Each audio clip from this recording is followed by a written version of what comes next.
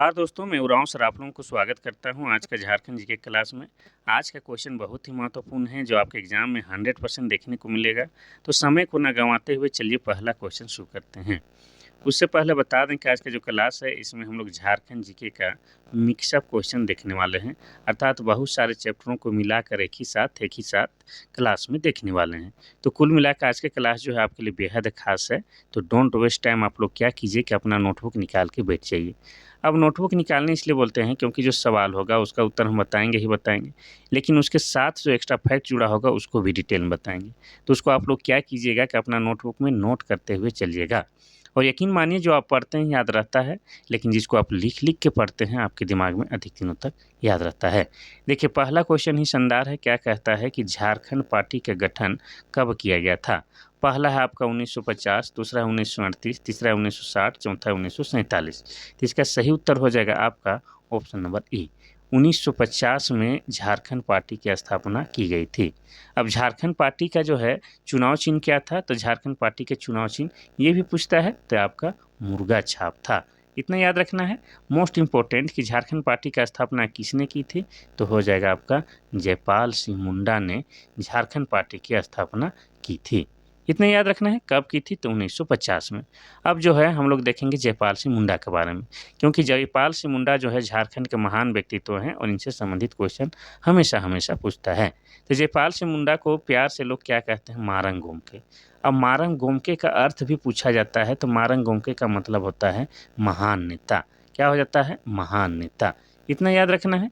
अब हम लोग ये भी जानेंगे कि जयपाल सिंह मुंडा का जन्म कब और कहाँ हुआ था। तो जयपाल सिंह मुंडा का जन्म हुआ है 3 जनवरी को। 3 जनवरी 1903 को जयपाल सिंह मुंडा का जन्म वर्तमान खूंटी जिला में हुआ है। ठीक है, खूंटी जिला के टकरा टोली गांव में हुआ है। ये आपको याद रखना है। अब इनकी मृत्यु कब हुई है, तो जयपाल सिंह मुंडा की मृत्यु हुई है 20 मार्च को। 20 मार्च 1970 को जयपाल सिंह मुंडा की मृत्यु हुई है। और सरकारी दस्तावेज के अनुसार मृत्यु का कारण ब्रेन हेमरेज बताया गया है। क्या बताया गया है, ब्रेन हेमरेज बताया गया है। अब जयपाल सिंह मुंडा को और एक महान कार्य के लिए हम लोग जानते हैं। देखिए 1928 में क्या हो रहा था, हॉकी का ओलंपिक। कहाँ पर हो रहा था, तो एम्स्टर्डम नामक स्थान में। उसमें भारतीय हॉकी टीम का जो है कैप्टनशिप कौन कौन थे कप्तान, तो आपके जयपाल सिंह मुंडा थे। और उन्होंने भारत को जो है गोल्ड मेडल दिलाई थी, यानी कि सोने के तमगा दिलाई थी। और ये भारत का जो है ओलंपिक में पहला गोल्ड मेडल था, ये भी आपको याद रखना है। तो पहला का हो जाएगा ऑप्शन नंबर ए। 1950 में झारखंड पार्टी की स्थापना जयपाल सिंह मुंडा के द्वारा किया गया था, जिसका चुनाव चिन्ह मुर्गा छाप था।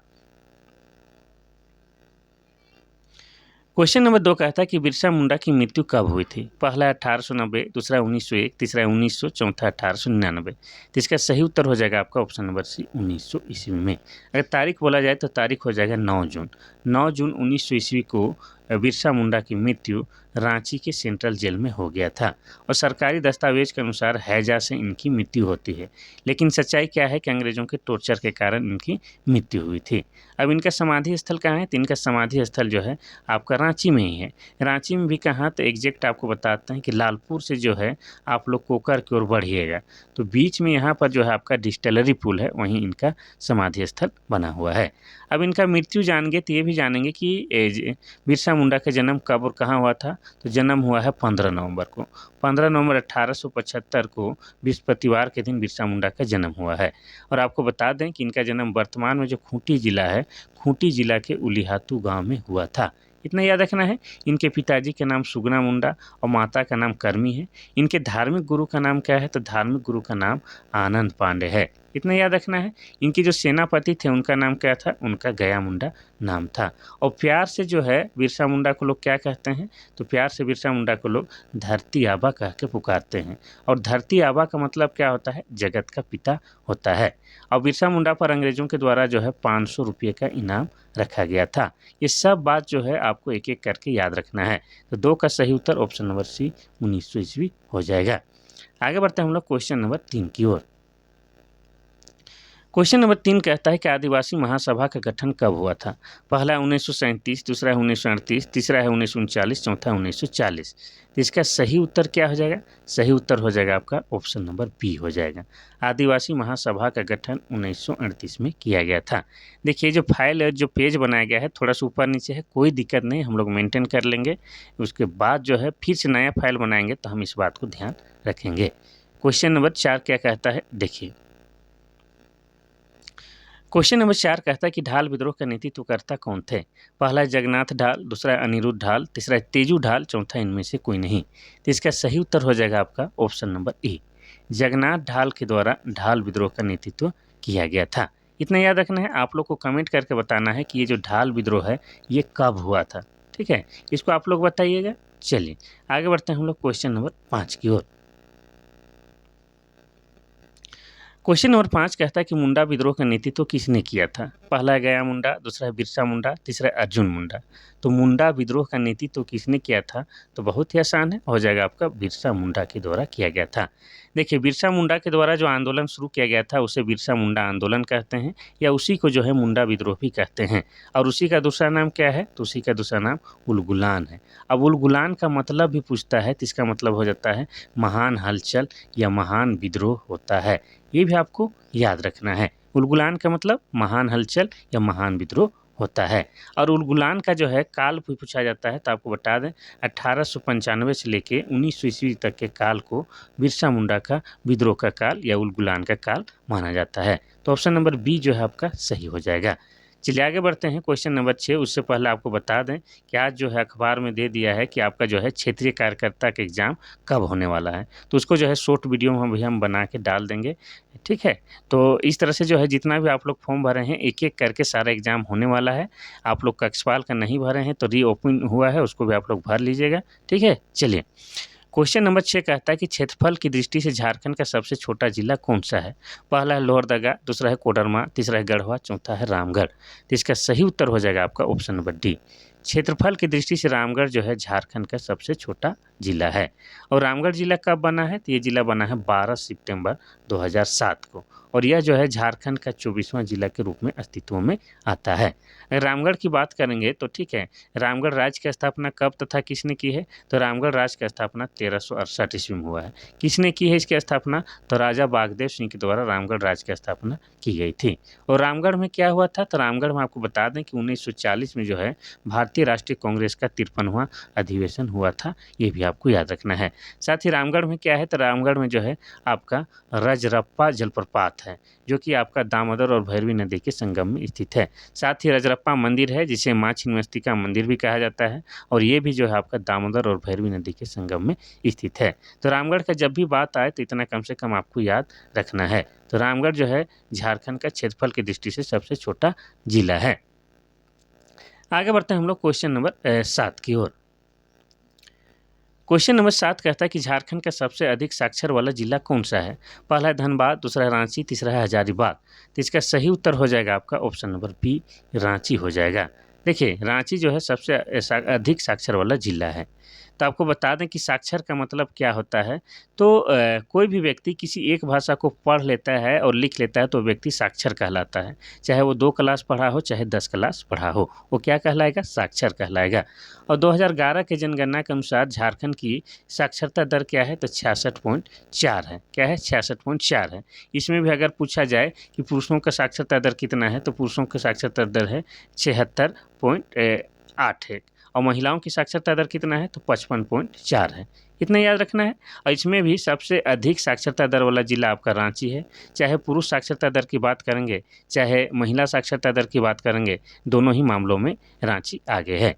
और पाकुड़ जो है महिला साक्षरता दर और पुरुष साक्षरता दर दोनों ही मामलों में फीसदी है। कौन? आपका पाकुड़। ये याद रखना है। अब रांची की बात हुआ है तो रांची जिला बना है 1899 ईस्वी में, और रांची क्या है? वर्तमान में झारखंड की राजधानी है। और रांची को क्या कहा जाता है? तो सिटी ऑफ वाटरफॉल्स यानी कि झरनों का शहर कहा जाता है। साथ ही आपको बता दें रांची को और क्या कहा जाता है? तो शहीदों का नगर भी कहा जाता है। क्या कहा जाता है? शहीदों का नगर। और यहाँ का मौसम जो है कुल होता है और सुहावना होता है, जिसके कारण रांची को झारखंड का शिमला भी कहा जाता है। ये सब बात जो है आपके एग्जाम में पूछे जाएंगे और इसको आपको पढ़ना है। Question number 8। क्वेश्चन नंबर 8 कहता है कि झारखंड का जनजातीय आबादी का कितना प्रतिशत कृषि पर आश्रित है। पहला है 90%, दूसरा 75%, तीसरा 80%, चौथा है 85%। तो इसका सही उत्तर हो जाएगा ऑप्शन के अकॉर्डिंग ऑप्शन नंबर बी 75% हो जाएगा। ध्यान से सुनिएगा। तो 2011 के जनगणना के अनुसार झारखंड की कुल आबादी कितनी है?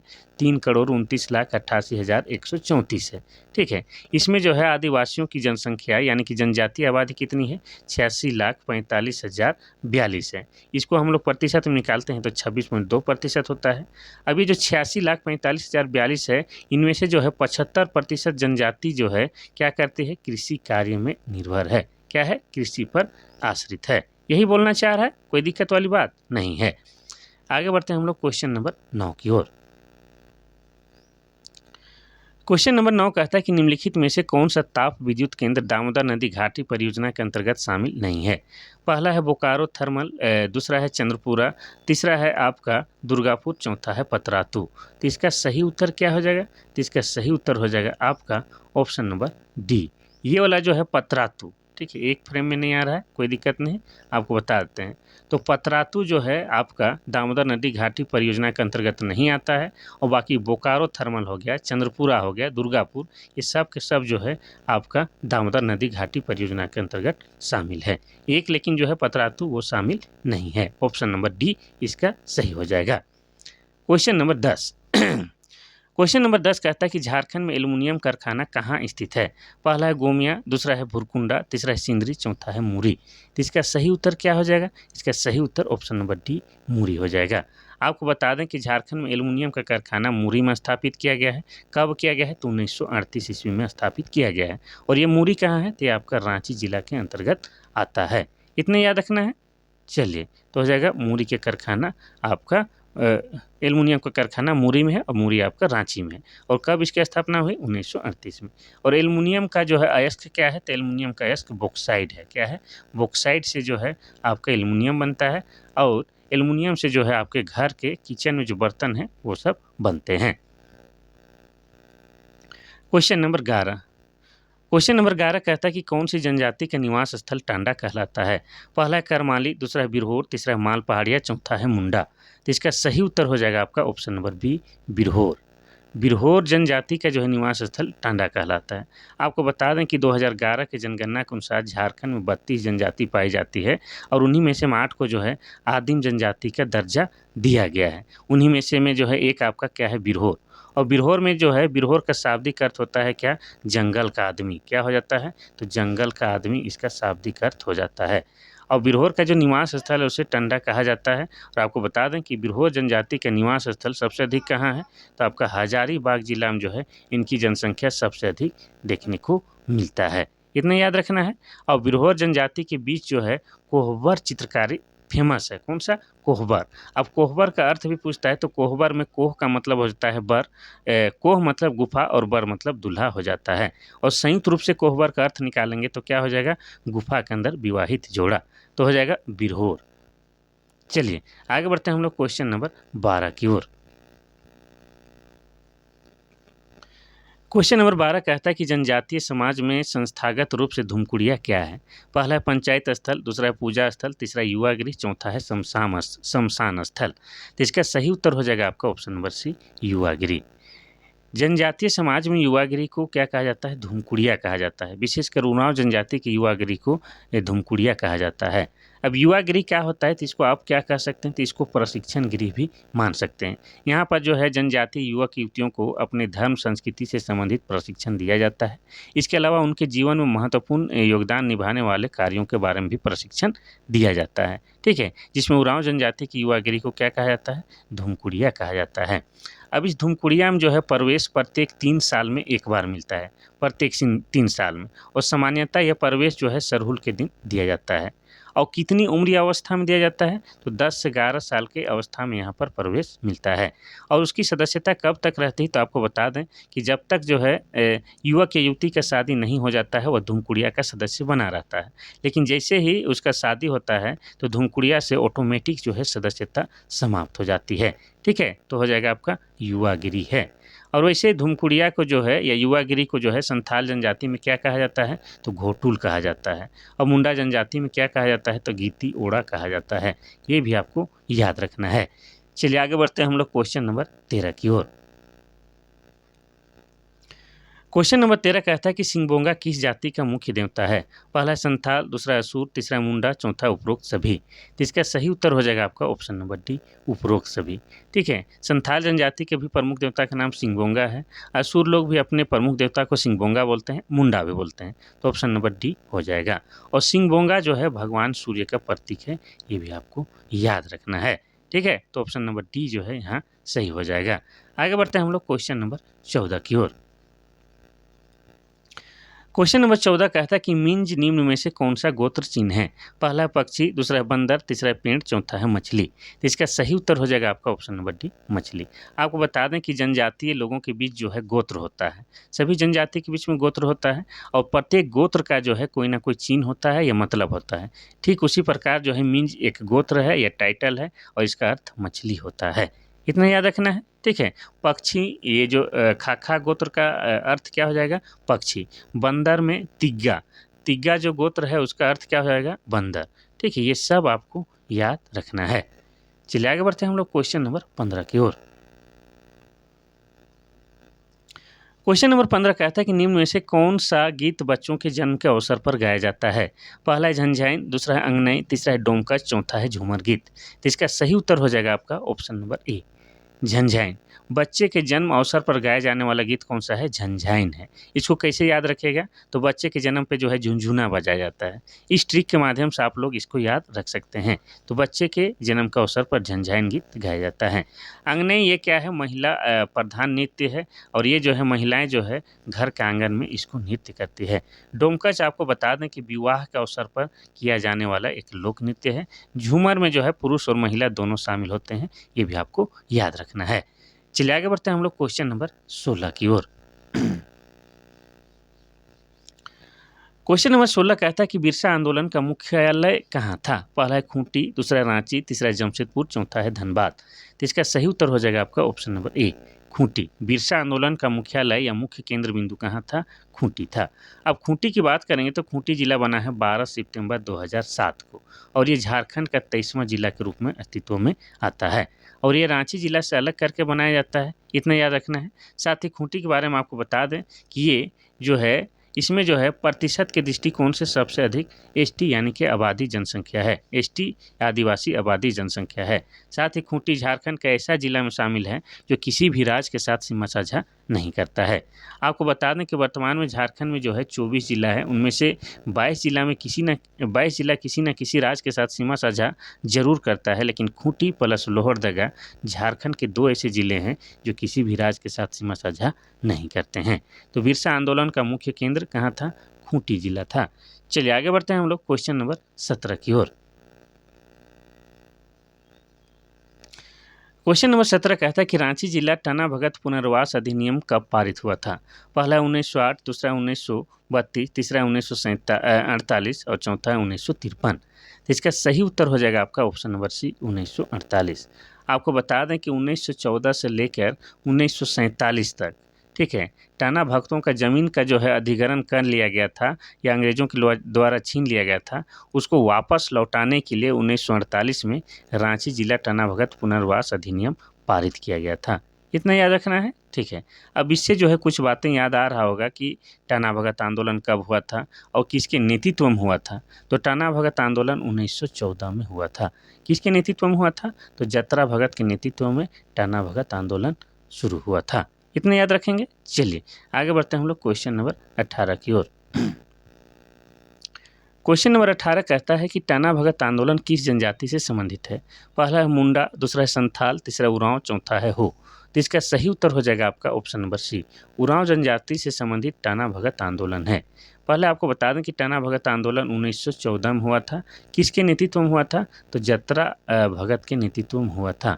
और जतरा भगत के नेतृत्व में हुआ था, लेकिन बता दें कि जतरा भगत एक उरांव समुदाय से थे और शुरुआती समय में इस आंदोलन में सिर्फ और सिर्फ उरांव जनजाति के लोग शामिल हुए थे। इसलिए टना भगत आंदोलन को शुरुआती चरण में कुड़ुख आंदोलन भी कहा जाता है, क्योंकि उरांव जनजाति कौन सी भाषा बोलती है? कुड़ुख भाषा बोलती है। और ये लोग जो है स्वयं को कुड़ुख कहलाना पसंद करते हैं, और कुड़ुख का मतलब क्या हो जाता है? मानव या मनुष्य हो जाता है। इतना याद रखना है तो हो जाएगा आपका उरांव। अब उरांव का जिक्र आया है तो चैनल का भी नाम है उरांव सा ट्यूटोरियल, तो थोड़ा सा जो है और आप लोगों को हम जानकारी दे देते हैं।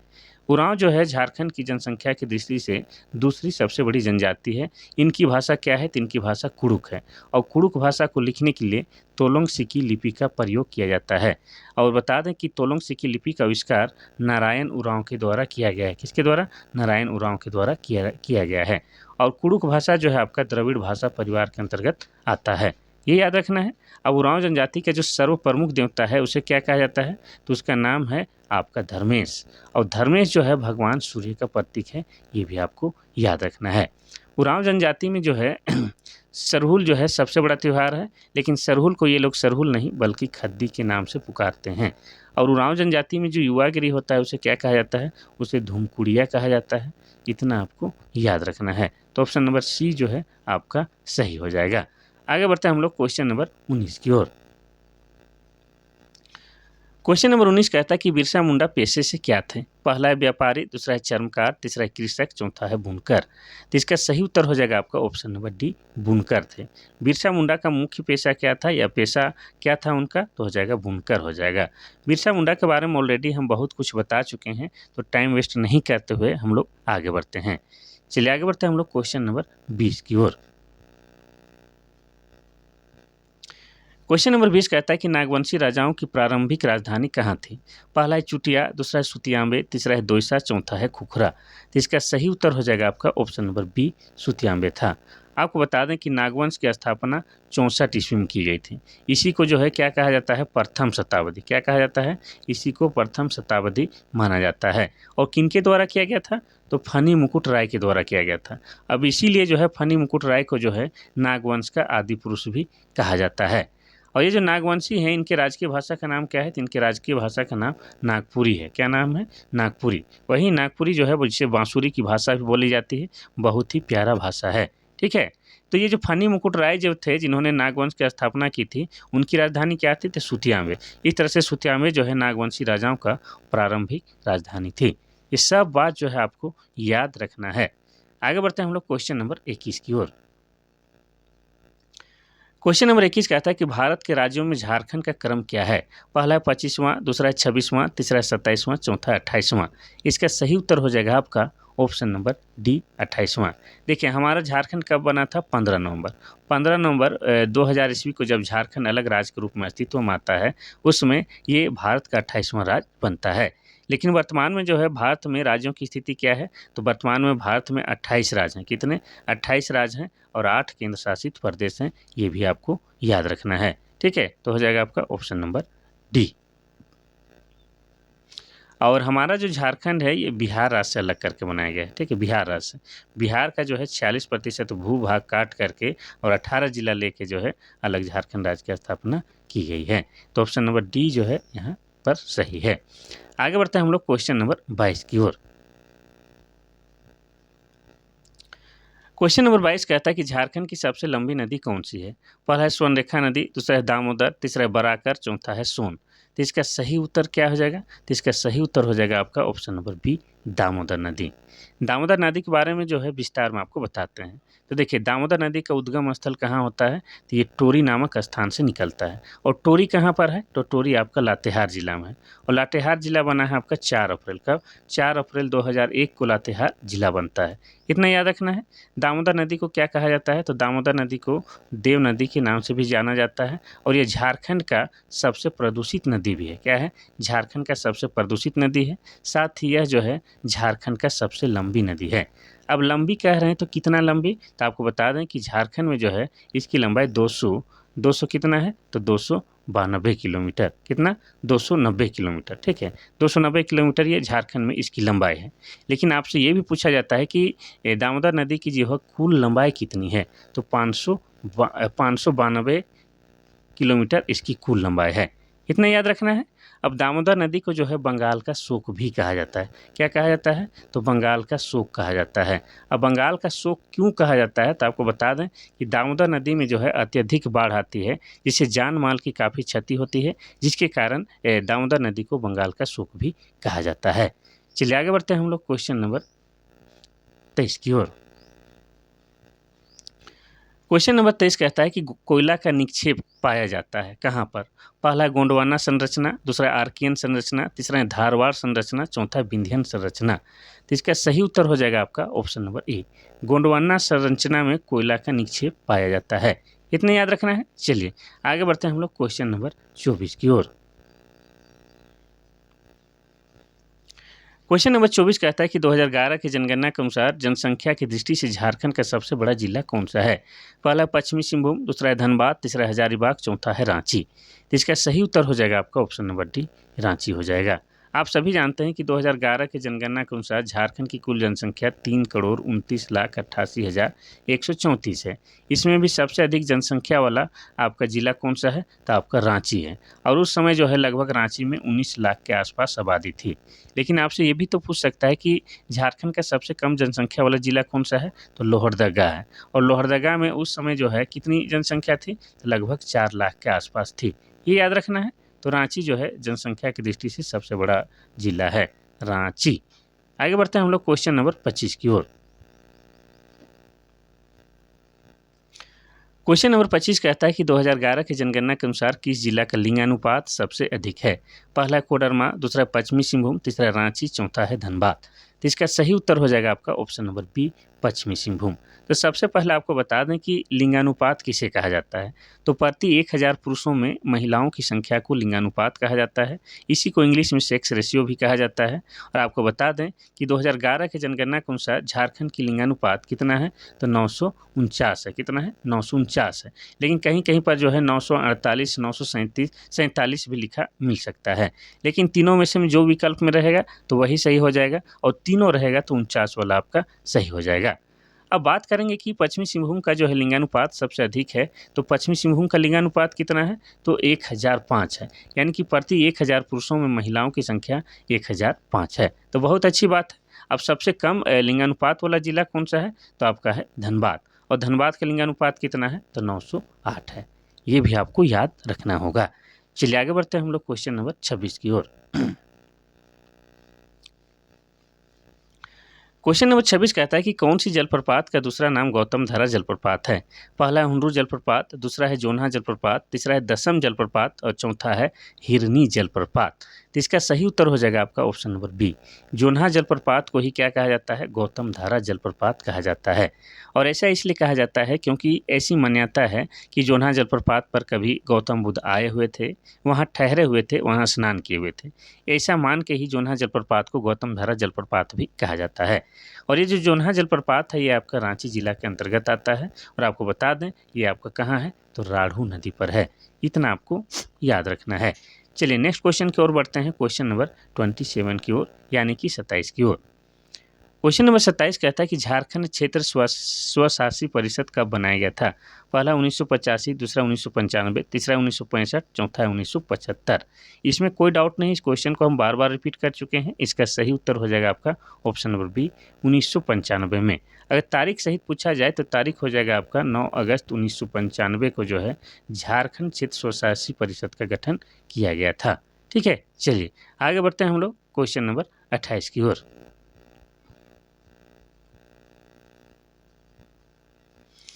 क्वेश्चन नंबर 28 कहता है कि झारखंड के पुरुषों की सबसे सामान्य पोशाक को क्या कहा जाता है, जो कपड़े का एक ही टुकड़ा होता है?